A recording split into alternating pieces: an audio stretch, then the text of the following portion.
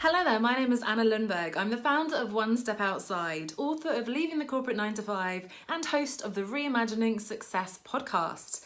Now, last week we talked about my belief that running your own business is the best way to get the freedom, flexibility, and fulfillment that so many of us long for in life and in our careers, really. However, although that's very much true in theory, it doesn't always materialise in practice. And unfortunately, I get really sad when I see a couple of scenarios. One is that people don't get the results as quickly as they thought they would. Things are a bit harder as they set up their business, and then they end up going back to a corporate job and giving up too soon before they've seen those results. Or they keep going in their business, but again, they give up on their dreams in the sense that they keep hustling, they're working harder than ever before, and they're not actually achieving, again, those goals of freedom and flexibility and so on that they set themselves in the beginning. So the good news is there are ways in which we can set up our business in the right way to get the right support, to prioritise the right things in order to really make sure that we do realise those wonderful things in practice. And I wanted to share 5 of those with you today.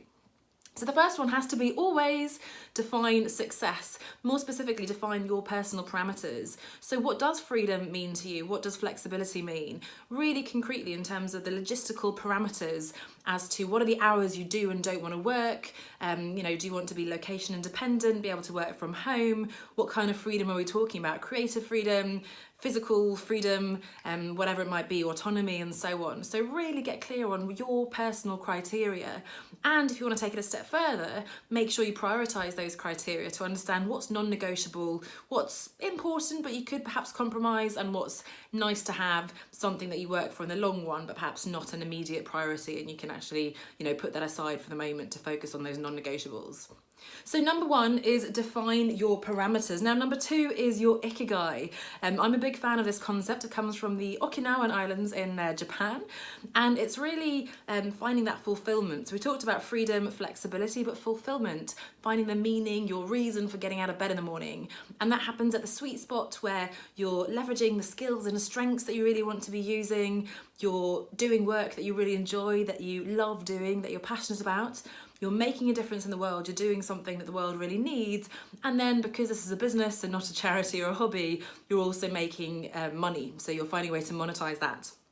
Now the monetization leads us into step 3, which is defining the right business model. Now there are all sorts of free templates you can find online. This is not the kind of thing you can just sit down now in a minute and sort of map out on a piece of paper, although you can definitely make some progress. But really your business model is all the things that will make your business a success financially, so meeting your financial targets, but also again ticking those boxes of your personal criteria and your ikigai essentially. So who is your customer? What are the kinds of people that you do want to work with and you can really help?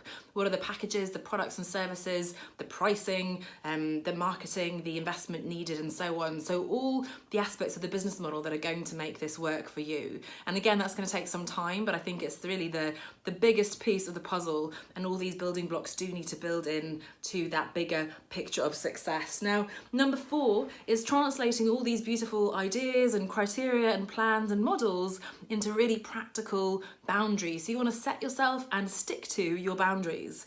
So what can you do in practical terms, in terms of blocking your calendar, turning off your phone or your computer, closing the door in your home study, and really making sure that you're living and breathing this vision. Concretely when it comes to work, saying no to projects that don't tick those boxes, that aren't a fit for your values, that don't let you work on these particular terms that you've set yourself. That's very difficult, but oh so important, because there's no point in having those criteria and that vision if you're not going to actually live and breathe that in practice. And then finally, get support. There are certainly at least three different types of support I'd encourage you to get. Number 1 is finding your tribe, a community, whether online or offline. You're very welcome to join the One Step Outside Facebook group. That's a great place to start. But surround yourself with cheerleaders, people who will encourage you, support you, and keep you motivated when you're a little bit down and unsure. Secondly, getting inspired, immersing yourself in the topic, so finding podcasts and books and maybe courses to make sure that you're upskilling and learning more and building your confidence. And then thirdly, finding role models, mentors, coaches who can more specifically guide you on the knowledge gaps that you have, the skills gaps, and where you really know that you need support.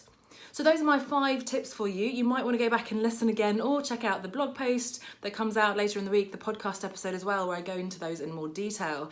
But again, you really want to make sure you're setting up your business in the right way to give you the success that you really dream of.